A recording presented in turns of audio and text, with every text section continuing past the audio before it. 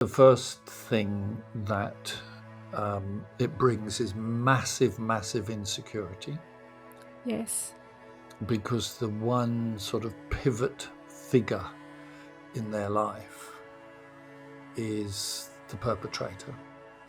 So not only do they not have somebody they can run to and tell dad everything, he's the one who's actually doing it. And I can't overstate how massive a psychological effect that would have on a boy or a girl. There's just nowhere for that child to go, and they carry that.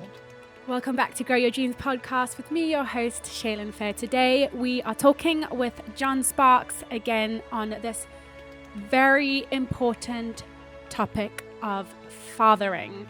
We go into the effects of the absent father, the abusive father, and inconsistent father. How do we heal and grow from our negative father experiences? I go into a little bit about my own experience, and John unpacked many stories as well from his years of counseling people who have been affected by negative fathering. Don't worry, this episode is not as heavy as it sounds. It's very encouraging, and it will bless you and provide you insight into understanding yourself as well as your own father experience. It also touches on the biblical view of fatherhood and God being our true father and our true parent. So be blessed. Before you listen, head on over to YouTube. You can watch this episode over there. Please will you like and subscribe and comment and engage on YouTube.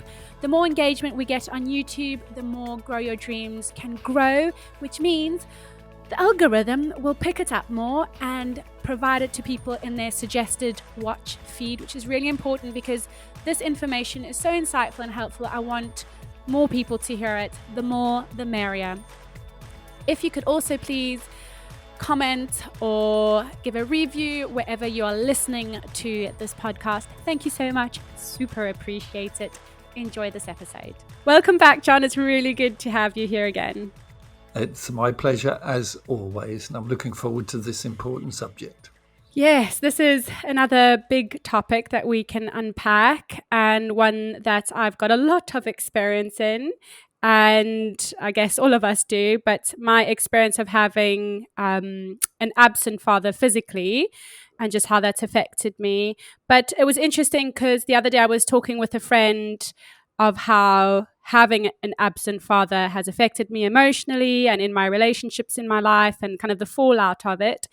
And she mentioned about she's had her dad. He's, always been there, but she mentioned he actually wasn't really there. He was physically there, but emotionally absent, and how it's affected her. And a few other girls, friends of mine as well, have had very similar experiences. So this would be an amazing topic to unpack. And where would you even begin to kind of help someone understand how their lack of a father or good father figure has affected them? And why is it even important to understand this about ourselves? That's a loaded question. Yeah, they're good questions. So that gives me the chance to just set the scene.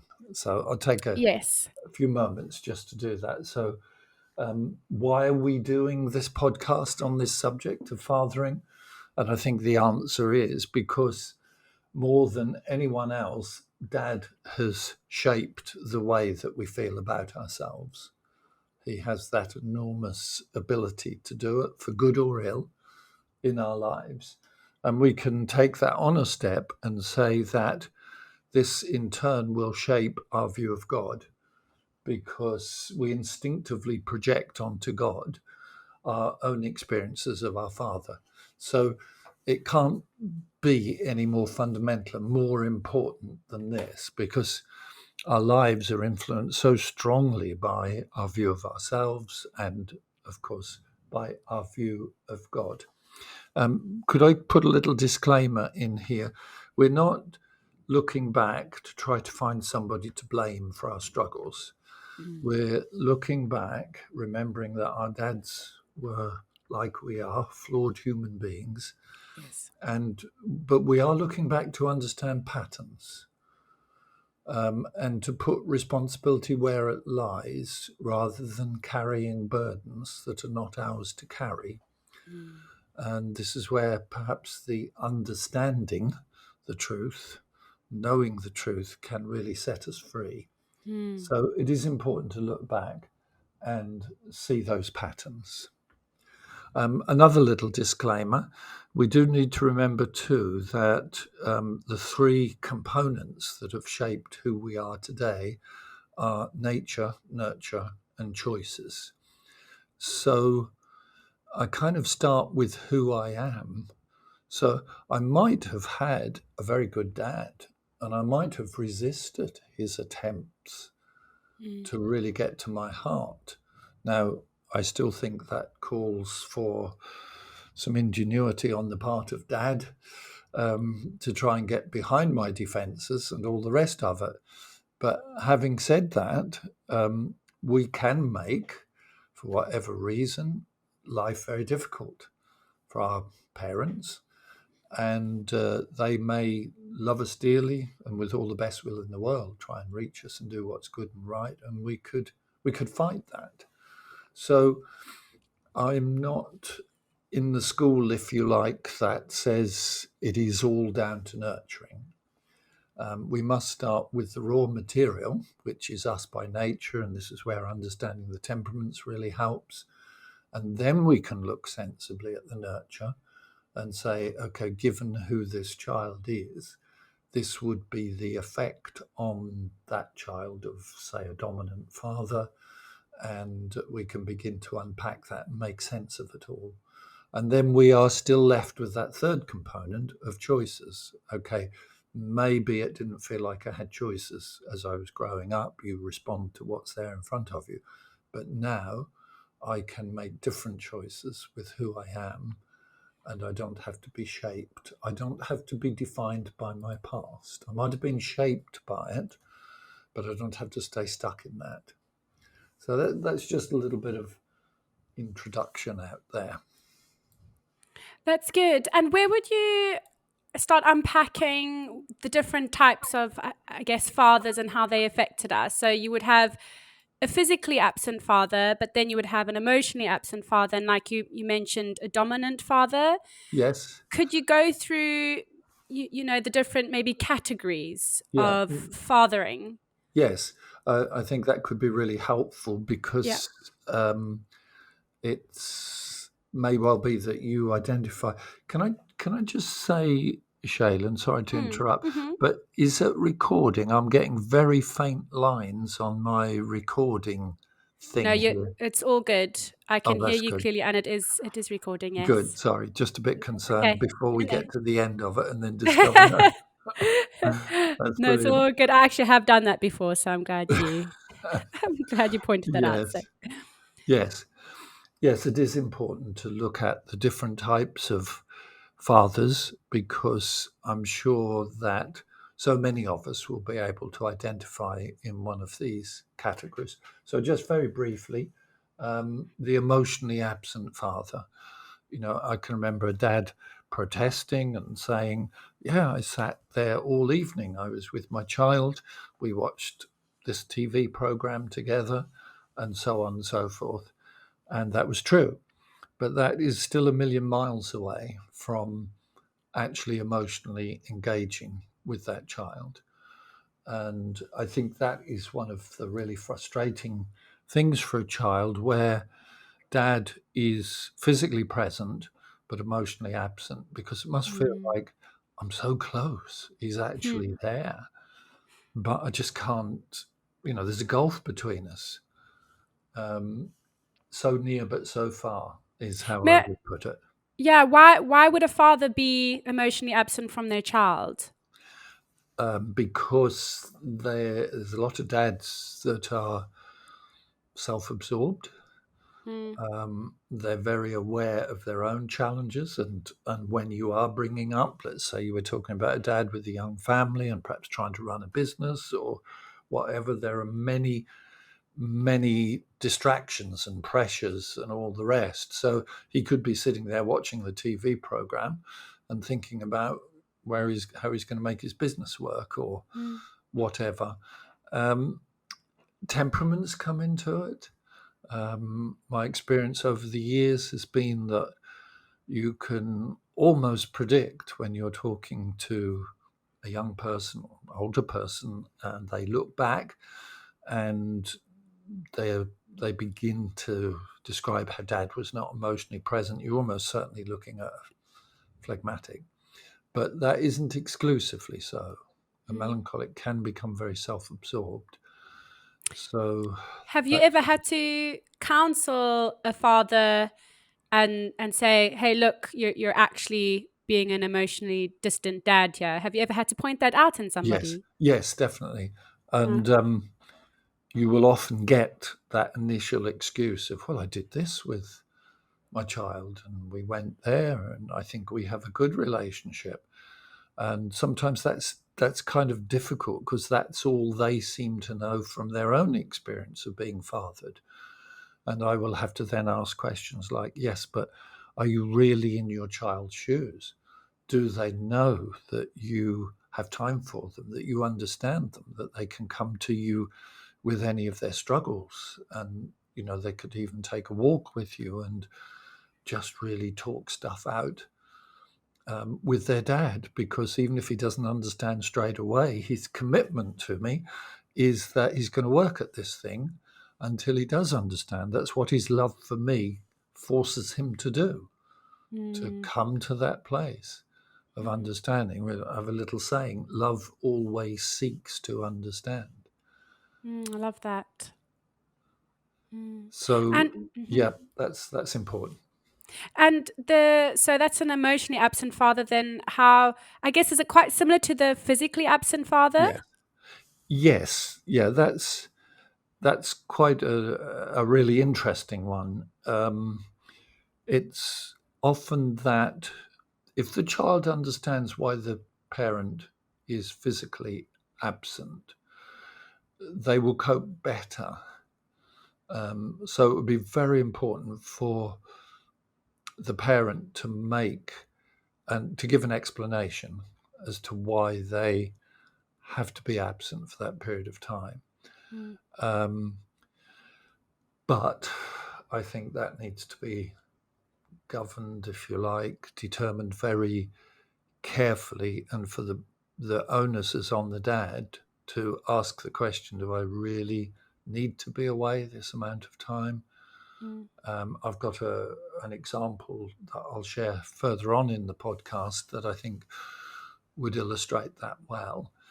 But yeah, it's that can be damaging, to be physically absent too much. And I think the whole question, I know this might be a controversial thing to raise, but there can be issues with children that are sent off to boarding school where they are deprived of that day by day contact with dad and mum, where they can go for a walk. I mean, the times I've walked with my children, after school or whatever point.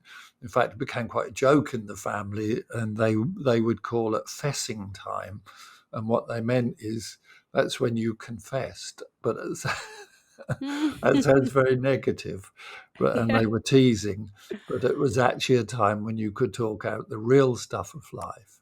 Yeah. And that's just, there's nothing to replace that with a dad. No.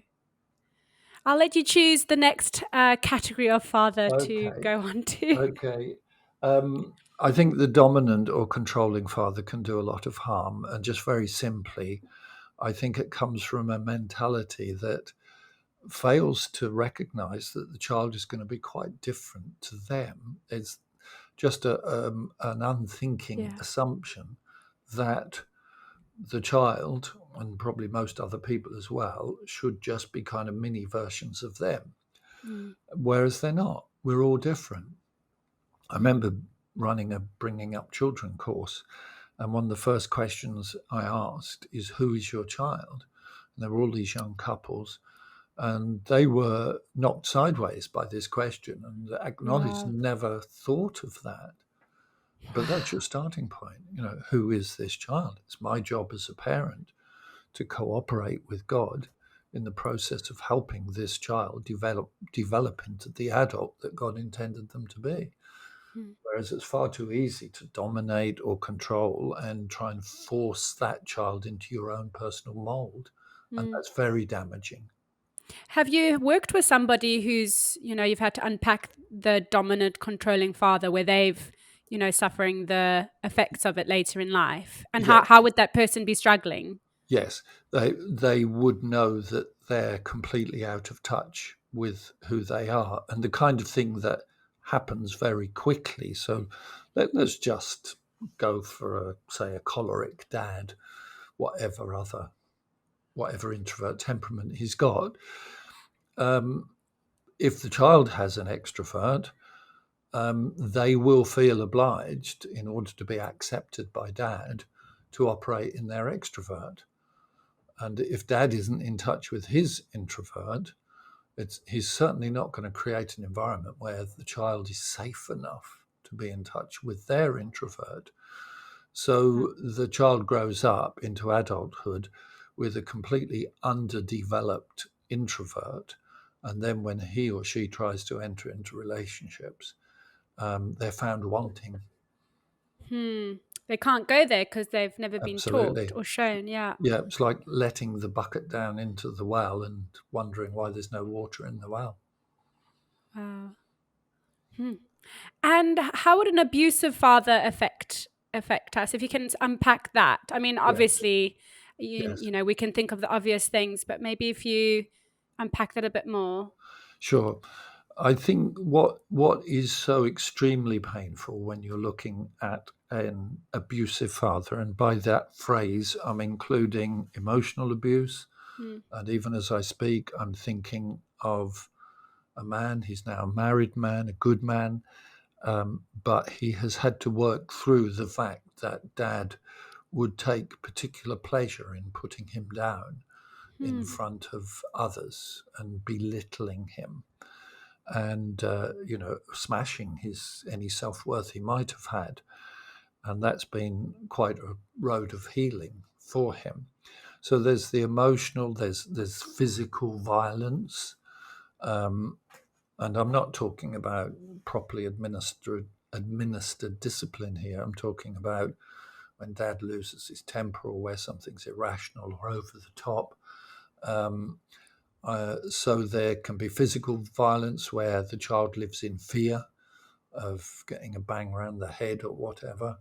And there is obviously the sexual abuse. And obviously, with a lot of young ladies, that's something that they've really struggled with. And I think what is so painful in those situations is that, to me, and I think in God's design, the dad is meant to be there to protect the child. Yes. If you can't go to your dad, who can you go to? So if dad is the abuser, you're in really, really big trouble. It's world shattering for that child. Yes. Nowhere to go. You might go to mum. Will she take dad's side? Will she take your side? All sorts of dilemmas, just massive. And yes, lots of conversations with people who have been in that kind of situation. And a tricky question. Why do fathers do that to their own children? When it comes to, I mean, all of the things, the emotional abuse, the physical abuse, but specifically the sexual. Where is that coming from? Because it's such a problem as well, in this day and age. Yes. Yeah, that's quite hard for me to answer. Yes. Because I would share your disgust, almost disbelief that why would you do that to your daughter? But the answer has to be that man's sexual gratification has taken precedence over his daughter's needs. I'm thinking of an actual situation I was called in to help where we were looking at a teenage daughter. This man was married to a lovely lady, but he just let his sexuality run riot, and it brought terrible damage. And he lost his job, and in fact, in the end, he lost his family. Yes. Because this girl began to develop terrible headaches. The mother had to take her to the doctor to sort of find out what was going on, and that's how all the abuse came out. And the only answer really I can give you is that the person has never learned self-control and somehow allowed their sexual drives to become so strong that it crosses boundaries that it should never cross. Yes. Oh, wow. It's such a tough one, isn't it? It is. And I think as well, like, I saw some statistics. I think it's 1 in 3 girls who are sexually abused these days, and it's maybe 1 in 5 boys. And it's not, not always talking about fathers, but even the fact that that's happening within families, it is very, very sad. And yeah, I guess it's just us having the knowledge and understanding of what's actually really going on, and then more importantly, how to heal from that. So if we just stay on that topic just a little bit, how, talking about the sexually abused daughter or son, how is that affecting them on an emotional, psychological level as they develop further in life? And what needs to happen to start to bring some healing? Yes. The first thing that it brings is massive insecurity. Yes. Because the one sort of pivot figure in their life is the perpetrator. So not only do they not have somebody they can run to and tell dad everything, he's the one who's actually doing it. And I can't overstate how massive a psychological effect that would have on a boy or a girl. There's just nowhere for that child to go, and they carry that. And we also know that any kind of sexual abuse, even adult rape and so on and so forth, carries a great sense of shame on the part of the victim. And they, although logically they can be counseled and told that, you were the victim in this situation, they will still carry that feeling of that really we could sum up with low self-worth. Yeah. There's no self-esteem at all in there. And so the psychological effects are absolutely massive. Yeah. And you can imagine then, as they grow up and then want to be able to trust a man and commit themselves to him, in the case of a young lady, wanting to trust, wanting to believe that this person is there for her, there to serve her in the right way, and for her to be totally secure and safe with him. There's a lot of baggage to be overcome in order to be able to relax in a trust environment when the significant male figure in your life up to that point in time has actually taken advantage of you.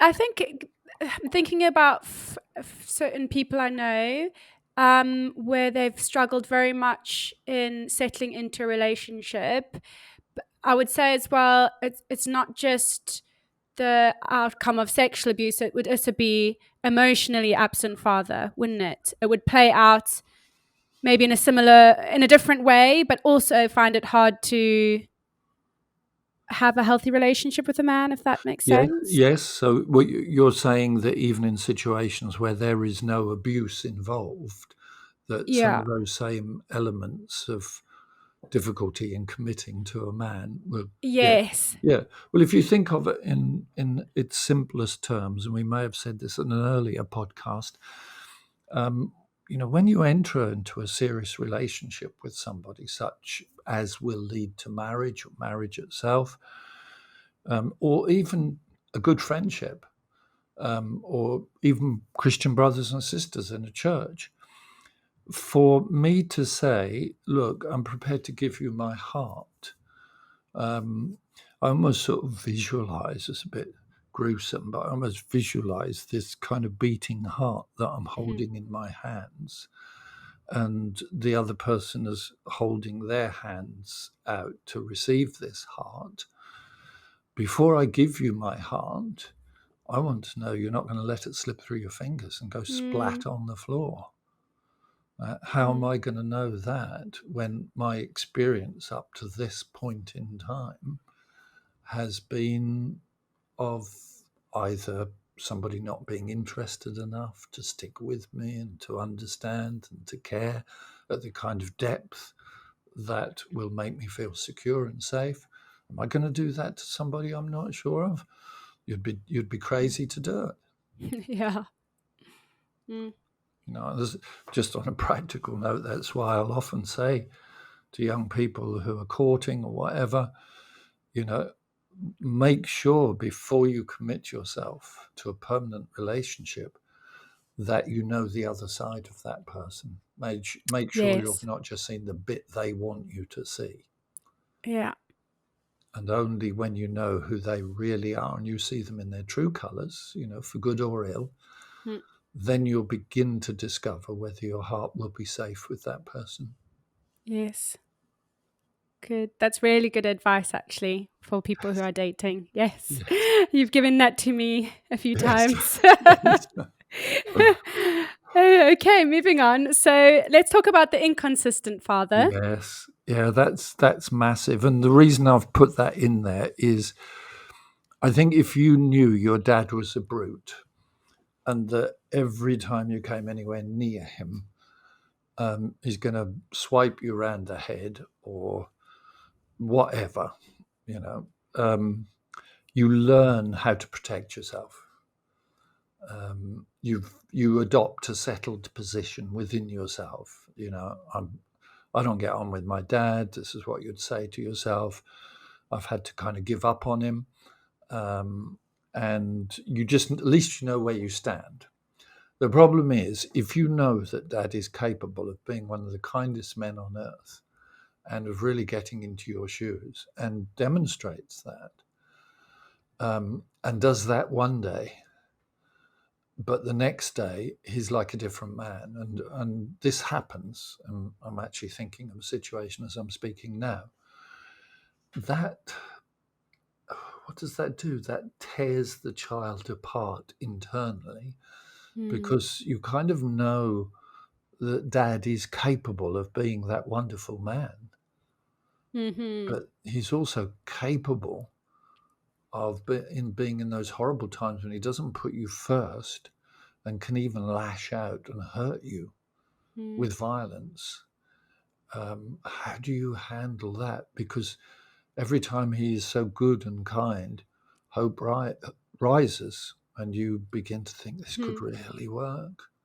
And you get perhaps a good day when you go to school feeling a bit more cheerful, and then your hopes are dashed when you come home from school. And you can only put up with a certain amount of that. But then you'll feel bad if you resist him in those times when he's being kind. And he says, why don't we go for a walk together? And you say, no, thanks. I don't know which man I'll be walking with. So extremely damaging. And that is a very common projection onto God himself. And so people have this view of God as some kind of angry, capricious God, that if you behave yourself, he'll like you, perhaps even love you. Yes.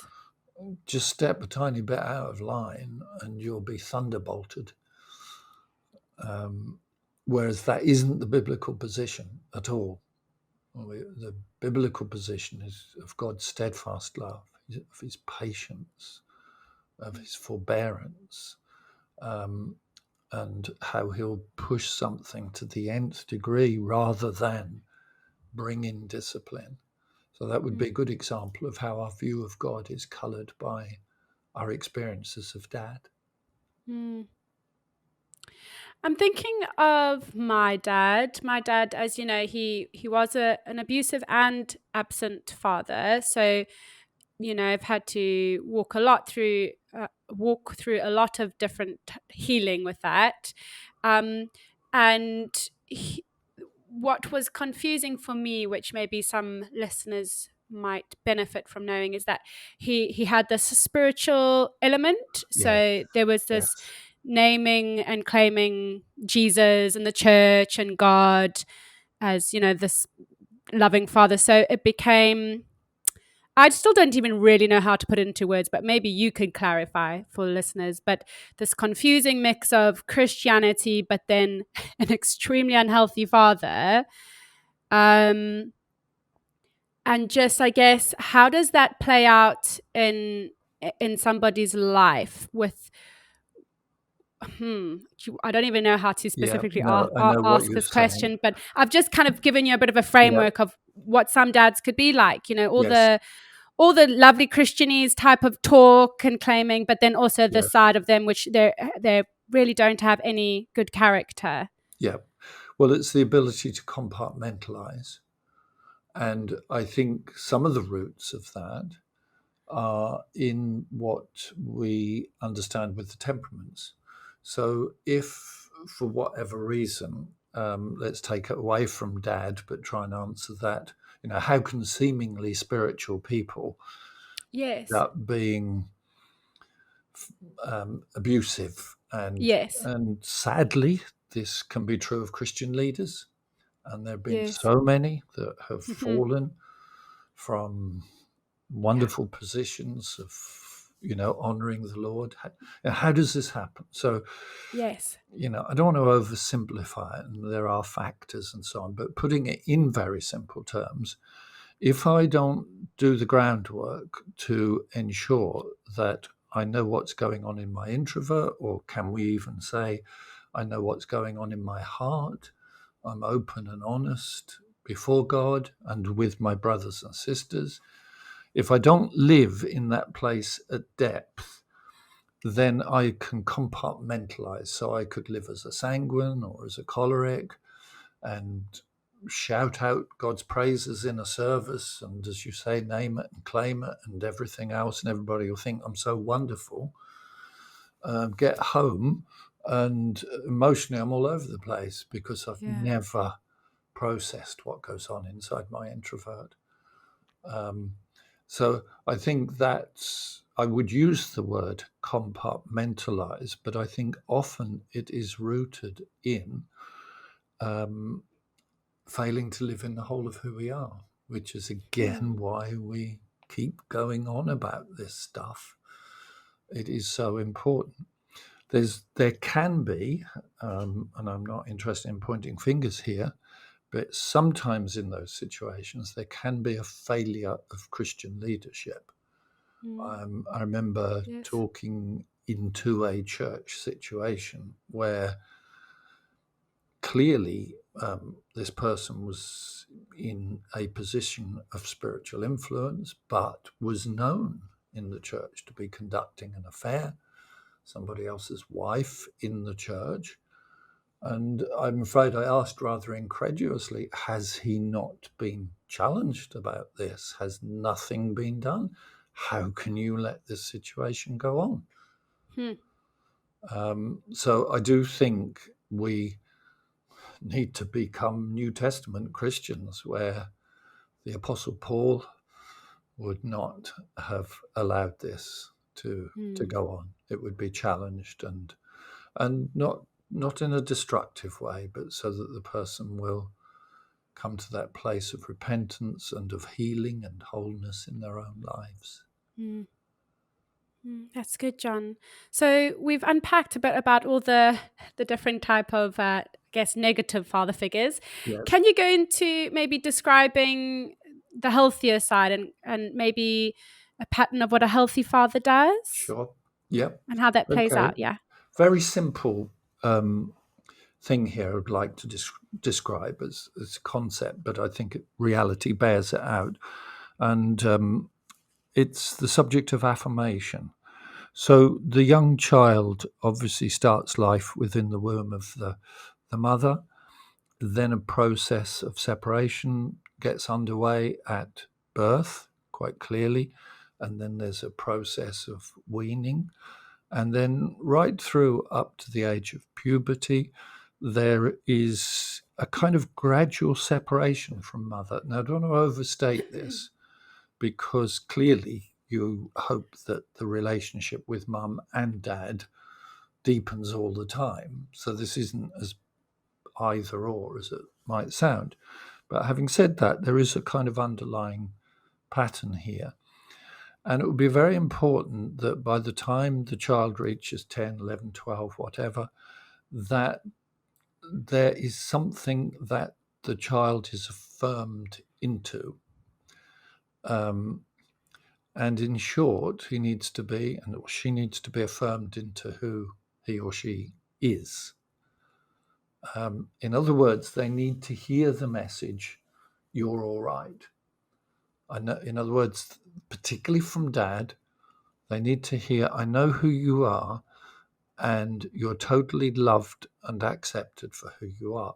Now, I know in the years leading up to that, that message should be there from dad and mum all the way through. But there is a kind of point, and I think lots of cultures recognize this, where the child passes from a young woman into an adult, or a boy into a man. And that view that the child has as they pass into the rest of their lives, is absolutely crucial. And what they need to know, and I think it is dad who can give this in a unique way, or a significant male figure. I do want to just add, it doesn't mean that mum can't contribute to this. Yes. But I do think instinctively the child looks for the kind of male authority to say, "You're all right." So Merle came up with this little suggestion, which I'll go through very quickly. There's 3 elements. And who is Merle? My good wife. Good. Just for listeners who wouldn't be aware. Yes, no, Your lovely wife. She's been great with this. Yes. First of all, she said the dad needs to be with the child in his world. And I always think of a lovely practical example that Merle was involved in with Tim. This was just before he went to school, so it had been about 3 or 4. And I used to go to the other side of Suffolk to sometimes counsel this young married couple who had a young lad about Tim's age. And I would take Tim in the car with me, and he would go and play with this little boy while I talked with the adults, and then back we'd come again, so on. And Merle said to me one day, "You need to spend more time with Tim." To which I replied, as probably most dads would, "Well, I think I do spend a lot of time with him. I mean, like the other day, I took him right over to play with this little boy," and so on and so forth, and he enjoyed that. And what Merle said has always stuck with me. She said, "Yes." She said, "That was you inviting him into your world. What about you getting into his world?" Wow, what a wise wife you have. I would second that. Wow, what an amazing concept. Yes. Yeah, it's a really beautiful way of putting it. I was running a course down in Wimborne, and I'll be careful how I put this, because it wouldn't be fair for anybody to be identified here. But we all went out on the Saturday night for a meal together, and often at those meals, the conversations continued. And there was a gentleman who, very well cultured, very intelligent, running his own business, but I could tell he was very nervous, very sort of almost out of character, and particularly in contrast to the business that he was running. So I knew there was something really missing here. And I remember talking to him. It was a rather noisy table, and we were talking over the top of it, but still managed to have this conversation. Anyway, he told me I asked him about his relationship with his dad. And he said, well, my dad, he was part of he was a traveling troubadour. I think I've got that troupe of artists that used to travel throughout the world. But when he came home, he said, I've got lovely memories of sitting on his lap, having lots of lovely cuddles. And it all sounded very, very positive. And okay, it's not ideal being away for big blocks of time, but it didn't seem to me that that was the root of the problem. So here was this man clearly not secure, but seemingly having at least a half-decent relationship with his dad. So I asked him, did your dad ever get involved in your world? And he stopped and he thought, and the short answer was no. This boy enjoyed football. Did dad ever go to a football match? No. And I think that illustrates the point. And here we were with a highly intelligent man, very insecure. And I think it hinged on the fact that although clearly his dad loved him dearly, that dad had not understood enough, let's put it like that, to get into this boy's world. So it may be a case of sitting on the end of the bed listening to music with your son or daughter that you can't stand. But because this is what your son enjoys or your daughter, then it matters to you. And, I've been introduced to all kinds of music, as you can imagine, with 6 children. Wow. You know what? That's really made me just see it as well from the dad's point of view and what children actually do, how children can actually really, really enrich the parents, but we're talking about dad. So enrich the father with all sorts of cultural things. Absolutely. And, if the dad chooses to step into their child's world. Yes. So it's not just the child benefiting, the father as well is growing and deepening and and I can genuinely say I have come to appreciate all sorts of things that left to myself I would not see the attraction in.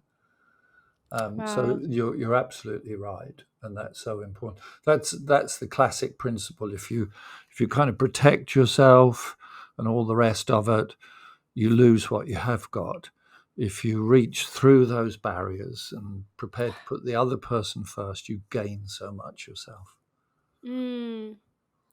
I kind of tried to make sense of this in my head because this concept that it is really about this invisible world where we have to choose to live at a depth in ourselves with other people and with God. It's not this surface thing of like, oh yes, but I did this with my child, or we did that, or oh yes, I did listen to my wife, going on. It's not about the surface things. It's about taking it a step deeper, isn't it? And that's where life is truly lived. Yes, that's absolutely right. I mean, one of my sons is a real mix of Merle and myself. He's a choleric melancholic. I'm a choleric. My wife is a melancholic. I wouldn't have had a clue when I got married that such creatures as melancholics existed, or that anybody was particularly different from me. Why didn't everybody think like that? And as our son was growing up and still very young at this age, Merle and myself used to spend considerable time. Sometimes that was at the end of a busy day, and I might be out taking meetings. I might have got in 11 o'clock at night or whatever, but we would still sit and talk. And Merle would help me understand how a melancholic would respond in a given situation. Now, I had no idea or notion of that. So that was adding an incredible amount to me. I would sometimes, and especially with my eldest daughter, she's a choleric, she's quite similar to myself, I would help Merle to understand why a choleric does respond the way they are. I taught Merle never to debate with a choleric because you will always lose. A good lesson. So we used to have those conversations. And if you now know not everybody's married and can sit and do that, but to me, that's what the church should be. Where there Yes, I could was be, going. yeah, I was going to say yes. Like for somebody who hasn't got a dad, maybe the dad has died or he has left and sure. abandoned them. What hope is there? Yeah. Well, that's a good question. You just need one other person, ideally a group of people who will commit themselves to go on this journey and to do the difficult thing of, I am going to understand who I am. And I am not going to be content with some kind of static view of Christianity where I've got my salvation ticket in my back pocket. So the insurance policy is there and I'm all right with God because of what Jesus has done. No, Jesus said, follow me. That's get up from where you are and walk with me and watch how I do things and change and respond and take the challenges and let the Lord's words and actions dig out the rubbish in your heart so that it can be purified. And then we can relate at that level. And we can use the whole of who we are to connect with one another at that level. And that's the journey. That's how it works. And that's what makes life so rich, doesn't it? Absolutely. It really, really does take it to a whole different level. Yeah. We've got, it's funny, I met with my son today and we were talking about things and I said something like this to him because we've got a Good Friday afternoon thing planned out at Cratfield in the church. We'll go for a walk and then we'll come back and then we'll just have a time of sitting around and sharing our thoughts about what the Lord did for us and what the Lord said to us. And, people are so comfortable with themselves that I said to Tim, I am really looking forward to that. We're not putting on a service. You don't need to. People will share their love for the Lord, will pray. It will happen naturally. We'll really enjoy that. And I think we need to know how to be together. And yes, it's the difficult path because we have to work through the stuff that in our lives that prevents that. But it's well worth it. It's the only way to live. Yes. It's what we were designed for. Absolutely. Yeah. Good, John. So good. Okay, I'll let you carry on with. Okay, so that if a person knows that their dad is with them, it removes the need for him or her to have to prove himself to himself or to others, because somewhere in his life, somebody said you're okay. So he might go out to work as an adult. He might receive a lot of flack and meet awkward people and all the rest, but a foundation has already been laid. So he's not still looking for affirmation because he got it. He got it from his dad. And I'll deal with this very quickly. Dad needs to fight for the child. There'll be times when your child's trying to say something or where something unfair has happened, and that child needs to be given a hearing. And he needs to know that he's understood, even if you then steer him in how he handles what's happened to him. But he needs to be validated and not just brushed aside because he's a child. I remember we did a work day when we were out at the farm where we used to live at, and people from the church came and we had a good old clear up. And my melancholic son came in at the coffee break, and it was a crowded room. We were all milling around having this coffee. And he said, Dad, I need to tell you that. And he mentioned 2 teenage girls. They're not doing anything. They're not working at all. Well, I could have brushed him off and said, oh, that's just trifling stuff. Don't worry about that. or don't be an old telltale. Well, I didn't. I said, thank you for letting me know that. I appreciate that. And he went away as happy as Larry. We need to be heard, taken seriously. So fight for the child. The child needs to know that you're for them. And then might sound strange, fight against the child. And really what I mean there is stand against that which is within the child that would spoil them. Yes. Stand against those areas that they need to get to grips with. And when they're really young, that's when you have a wonderful opportunity to do that. And they have to learn authority, just basically to do as they're told, because there is somebody here who really loves them and knows what's best for them. And that's why it's important that we do understand our child, so that we do what's right and best for them and not just imposing ourselves on them.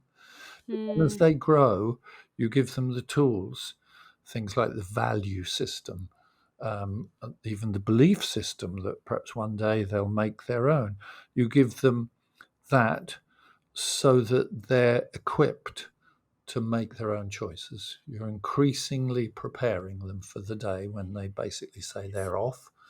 But they're going out into the big wide world, knowing that they're loved, knowing that they're accepted, and knowing that they can face whatever comes their way. So just to break that into 3 simple words: with the child, for the child, and against the child. Beautiful. And that's. Do you want to go on to maybe, is there any advice from like biblical advice that you could specifically give? Yes. I love that little piece in Ephesians 6, verse 4, where Paul writes, "Fathers, don't exasperate your children. Instead, bring them up in the training and instruction of the Lord." And, I thought of that word exasperate. And if you think about it, a child wants to believe that their dad is that strong man, is everything that we've been talking about. It's very important, the view that they have of dad. Now, if dad breaks that trust, it's so damaging. I remember, and I don't say this with any particular relish, because you sort of think how this could have turned out negatively. But I remember we went as a family up to Yorkshire for a little holiday, and we had a picnic near the Humber. And Rachel was really quite young then, really young, sort of, I don't know, anything between 3 and 5. And in the distance, you could see these masts. Now, they were actually radio masts, and I teased her. And I said, "Oh, Rachel, look at those masts of those ships." And I don't know why I did it, a bit stupid, really. I just sort of having a bit of fun. Anyway, she believed me, totally believed me, bless her. And I let it run for a little bit. And, it really struck me. I am taking advantage here of this child's trust. I can't do that. And so pretty quickly I said, "No, Rachel, I'm actually just teasing you." But I just got an insight into, if we did that in other areas of life, the damage. If they can't trust a dad, who can they trust? It's true. And I think it's something of that's here. Don't exasperate your children. Where can the child go? If dad is the one who's being overbearing, unreasonable, not listening, where can they go? And the child ends up frustrated and perhaps hitting out, and then gets into more trouble. So that's an important verse. There's another verse that let me just stick first, perhaps, with this strong urge or need that a child has to see their father in a really positive light. I know a man, I was asked to help him, who was seriously psychologically messed up. Now, he'd been in a situation, he was brought up in a situation that wasn't helpful, but he still wanted to believe the best about his dad. And one day, some men came round to see his dad, and this lad, who probably was in his teens at the time, was present, and he heard these men telling his dad off. and they were saying things that weren't right or fair. And he said, all I wanted was my dad to stand up for himself. And he didn't. He just acquiesced and accepted what these men did and said. And to him, that stuck in his mind. Now, maybe it was representative of a lifetime of attitude like that, but he really wanted to believe that his dad would stand up for what's good and what's right. And I think that desire to believe the best about your father is key. I remember another lady talking to me, she's, middle-aged lady, but the time she talked to me, she could remember as a child sitting by the window, and I know which house she was referring to in Halesworth. She would sit by the window waiting on a Friday evening for her dad to come home. Now, he worked during the week in London. He was a businessman. The truth was the man was having an affair, and so increasingly he would stay away at the weekends, and the marriage in the end broke up. But she would sit there for hours by this window, and in her mind she would be devising all sorts of reasons why Daddy wasn't there. Daddy must be very important because he's obviously still got lots of business to do in London. Daddy would be here if he could because he really loves me, but he's not able to be here. And she's just bringing everything to bear to protect Daddy because it is so important to have that positive view of Dad. Yeah. And it's so painful when it just dawns on the child, and this is how the child would interpret it: Daddy didn't love me enough to stay with me. Yes. Absolutely. It's always internalized, isn't it? Yep. But understandably. Yes. Yes. Another woman mattered more. Yeah. And a child cannot understand that. Yeah. Can I tell a little Spanish story before? Please do. And then I've got a few things that perhaps would just help us to answer the question, what do we do about it if we do find ourselves struggling? I can't be sure whether this is true or not, but I think there's a very important point here. It's called Paco's Father. There's a Spanish story of a father and son who had become estranged. The son ran away and the father set off to find him. He searched for months to no avail. Finally, in a last desperate effort to find him, the father put an ad in a Madrid newspaper. The ad read, "Dear Paco, meet me in front of this newspaper office at noon on Saturday. All is forgiven. I love you. Your father." On Saturday, 800 Pacos showed up looking for forgiveness and love from their fathers. And I think that says something. Yes. It really sums up where relationships are broken down. And one of those key relationships, I think if our relationship with our dad is right. Yeah, it's so key, isn't it? You can face almost anything. Yes, and you kind of just wish that, every kind of like media source and, person who has the ability to speak to a lot of people will be spreading the message of, if you're a dad or if you want to be a dad, this is a responsibility. Absolutely. And come on, you really, really need to step up to the plate in this. And walk at a depth with your children, because it's so much in life flows from that. Absolutely. Doesn't it?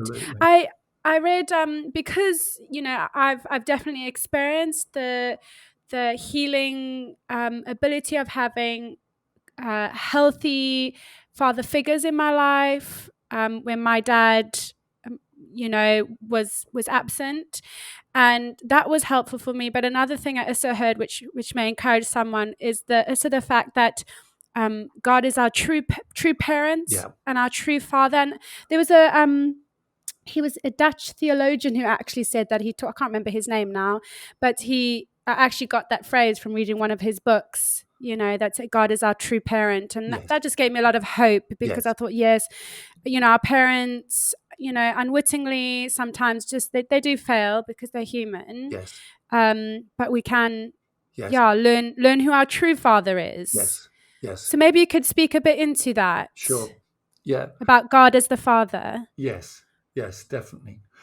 Can I just say one or two things before that leads to go that? ahead. And I've Yes, got a please little do. sequence here that might address, well, okay, so I feel I've been damaged. I feel my self-worth has taken a massive knock. And what do I do about it? So, first of all, recognize that Dad's failings were not a comment on you. They were his own issues that spilled out onto you. Now, that's massive. So important. I can't stress it enough that a child instinctively thinks it's because of me. That's why Dad is angry. That's why Dad has just whacked my brother or stormed out of the house or acted like a big child. Instinctively, it's my fault. And especially if the anger is directed towards me, it's because I've done something wrong. So recognize that they were not a comment on you. We're born 10 out of 10 in God's sight, created, made in the image of God. Secondly, recognize that, as we've already said, our view of ourselves and our view of God was shaped in those early years. So think particularly about the ways, and it's worth pausing, perhaps even jotting some of these down, in which our view of God is affected by our view of our earthly father. In other words, what are the similarities between my experiences of being fathered and the way I now read about God in the Bible? And we touched on one earlier. If you had an inconsistent dad, it would be very easy to think that God is very short-tempered and that you'll soon be in trouble if you step over the line. What will be so important is to then, knowing that we have kind of superimposed our view of our earthly fathers onto our view of God, to then stand back and say, by God's grace, I'm going to clear my mind, even my heart, to read what is written in the Bible and begin to let that alternative truth, which is actually the truth, sink in. So that's really important. Let God's word speak for itself. And it's no coincidence that the term Father is repeatedly used in the Bible, the God and Father of our Lord Jesus Christ. How many times does Paul and other Bible writers use that designation? I love some of those first words that Jesus spoke after the resurrection. He said to Mary, "Do not hold on to me, for I have not yet ascended to the Father." But this is what he said: "Go instead to my brothers and tell them, I am ascending to my Father and your Father, to my God and your God." If it had been me, I'd have probably put it the other way around and thought, well, I'm going to my God and your. But actually, he says, I'm going to my Father and your Father. And I think that opened up the moment at which God's people could truly become children of God and live in the life of God himself. And in case there's any doubt, I love that verse in the Psalm 27, verse 10. Though my father and mother forsake me, the Lord will receive me.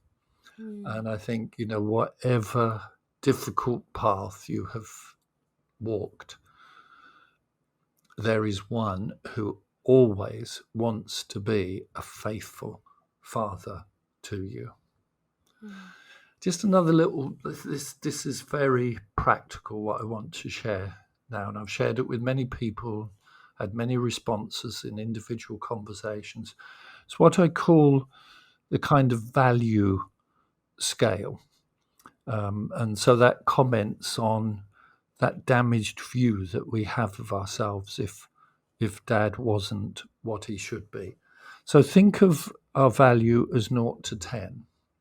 And let's imagine that Mum had a sense of her own value at, say, 6. And for the sake of easy maths, let's assume that Dad had a value of himself at 4. So putting them together, as they brought us up, they may have been able to have imparted a value to us of 5. I remember saying to one young lady exactly what I've just said. And she said, well, I would have to give my parents -2 or 3. Now, she wasn't being funny in saying that.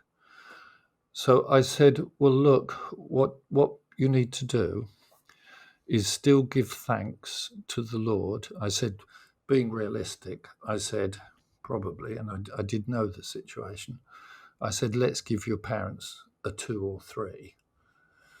So let's look back and thank the Lord for that 2 or 3. At least you're still alive. They changed your nappy. They obviously got some food into you. That you're here to tell the tale. And so thank the Lord quite consciously for what your parents did for you. They did what they did, and whatever their failings, you're grateful to God that he has brought you to this point in time. And then I said, now, what are we going to do? And in this case, it was 4 through to 10, but let's go back to our original thing. How do we make up 6 through to 10? And that's where our Heavenly Father comes in. Now, it may be directly by his Spirit in our hearts as we walk with him.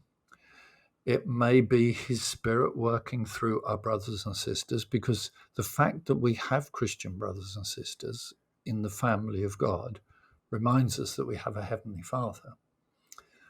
And so it may be through either of those means, could be through his word, by his Spirit. But the sense of the fatherhood of God begins to grow in our lives. But what we have to do, we have to make a clear break point. We have to look back and we have to say, thank you, Lord, that my parents brought me that sense of value up to number 6, or it may just be 3 or whatever. Lord, help me to love them as they are, where they are, and it may be that they've even passed on, but we can still have love in our hearts towards them. Now, Lord, I'm going to walk with you, and I'm going to trust you to make up that which was missing. And you're putting your feet onto a different foundation. You don't have to be looking back, hoping that somehow they'll be able to give you some security, give you what they weren't capable of giving you. You're saying, thank you very much to the Lord and to them. And then you're saying, right, I know now that God is my Father and I can walk with him and he will meet my deepest needs, perhaps through my brothers and sisters, but ultimately it will be from his heart to my heart. That's a beautiful way to, I think, end it. John, thank you so much. You're very welcome. Lovely to talk to you, Shaylin. You too. Till next time. Yes. God bless.